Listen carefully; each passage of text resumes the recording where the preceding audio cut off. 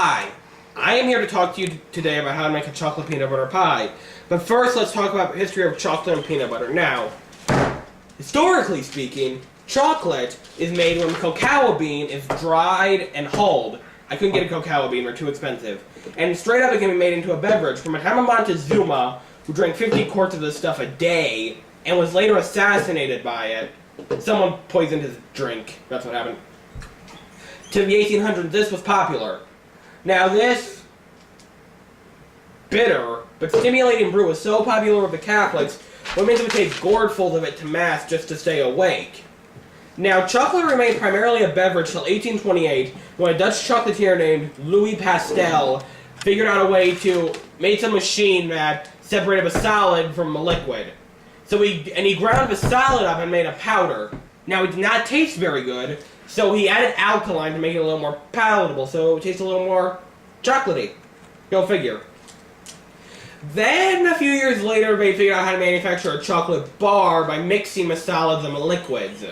By a certain amount. I should probably mention this beverage was called chocolate liqueur. No alcohol involved. So what that meant now, they had been able to use chocolate liqueur, butter, and solids to make dark chocolate. Now the problem was it didn't taste too good to some people. Then, in 1901, a man named Milton Hershey, yes, this is where Hershey's chocolate comes from, figured out by adding milk to the mixture and taking out some of the chocolate liqueur, you could actually make it a little more palatable for children. And milk chocolate is still what everyone's selling chocolate, but dark chocolate's starting to creep in on its profits because dark chocolate's healthier. But I have to admit, dark chocolate just tastes nasty. Okay, one last thing. The chocolate chip cookie was actually made by accident. A woman named Ruth Wakefield was going to make just a chocolate cake. But what wound up happening was she didn't have some of the ingredients, but she had everything she needed to make cookies. So she cut up the chocolate and mixed it in to the cookies. And this was at a place called the Toll House Inn, which also doubled as a bakery.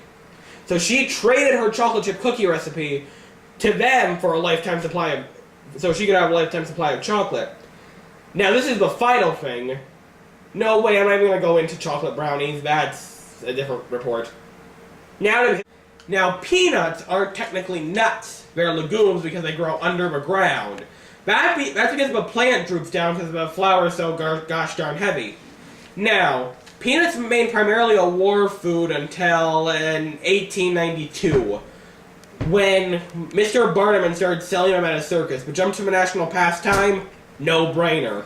Now, down south, they had figured out a way to grow cotton a little more efficiently so crops were down. Then George Washington Carver, the father of peanuts, suggested peanuts. So, and that wound up working. Now, he went to his lab in Atlanta, Georgia, and started coming up with all these inventions for peanuts, like peanut flakes, peanut waffles, peanut orange juice, nutritious, hand lotion, soap, shampoo, soap. I said soap already. Anyway, but he did not invent peanut butter. We credit him with it because he's the father of all peanut things. What wound up happening was this guy in Virginia invented peanut butter. No one knows his name, so we just say it was Carver. Now, the U.S. is third in peanut population, behind China and India. Although theirs are primarily for oil, ours are made more for munching. Now, enough of this chit-chat, let's cook!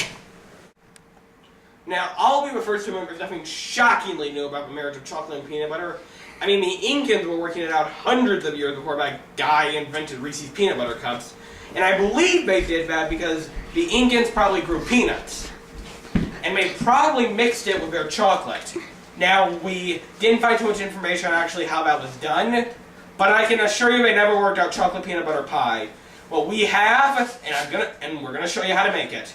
Now, to the refrigerator. From our refrigerator, we will retrieve a stick and a quarter of butter, a quarter cup of heavy whipping cream, nothing else. Now on to the pantry. From our pantry, we will retrieve 6 ounces of chocolate wafers, or in this case, chocolate animal crackers, 15 ounces of peanuts, unsalted please, a tablespoon of honey, 3 ounces by weight of powdered sugar. 2 ounces of bittersweet chocolate. We'll chop that later. And peanut oil. That's it. Okay, now to start this recipe off, we have measured out 6.5 ounces of chocolate wafers. That is by weight because there are too many variables involved, and I'd say about 35 animal crackers and about 20 wafers. Now, I put half of them into a food processor with a tablespoon of sugar. Process until the crumbs are fine and add the next installment. You can stop now. A little longer. It's on. Okay, now that that's done, we are going to move from regular food processing to pulsing. Oh, I should probably mention you can do this in a blender, but count on taking twice as long. Well, we drizzle in 6 tablespoons of our stick and a half of butter. That's a quarter of a stick.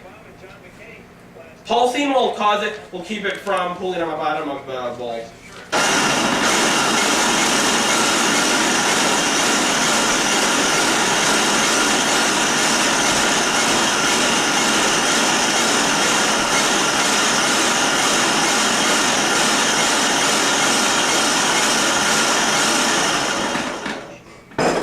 Now the fun bit.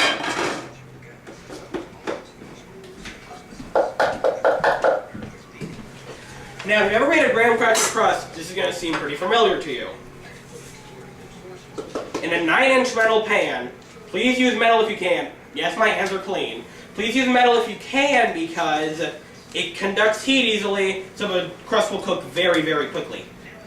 Which is what we need for this recipe. Thank you for coming closer. Now, what we can do here, what we're doing here is, we're gonna make sure it conforms to the sides of the bowl. Now, my hands are completely clean, so don't worry. Besides, if there's any bacteria on it, I'll cook out. Also, it would help if you pat it down with your knuckles, because for some reason, it doesn't stick to your knuckles as much as your fingertips. But your fingertips are a heck of a lot easier to work with. Or really easier to work with, actually.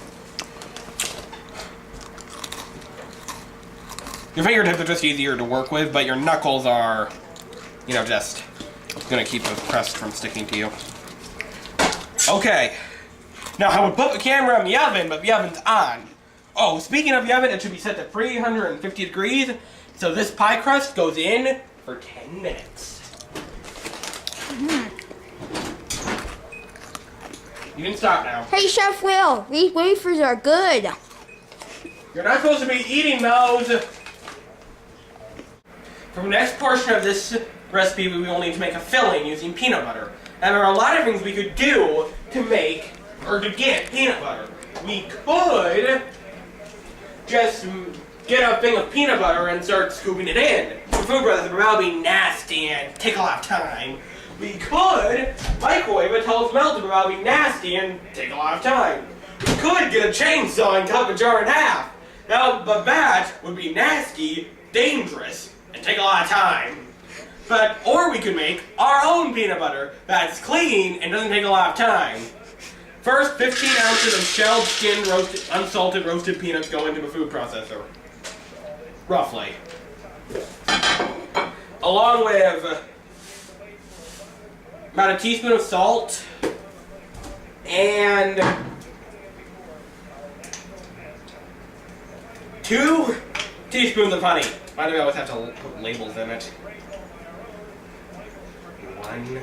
Just every squirt's about a teaspoon. 1, 2, 3, and a half. So a tablespoon and a half. Now process this for a minute and a half.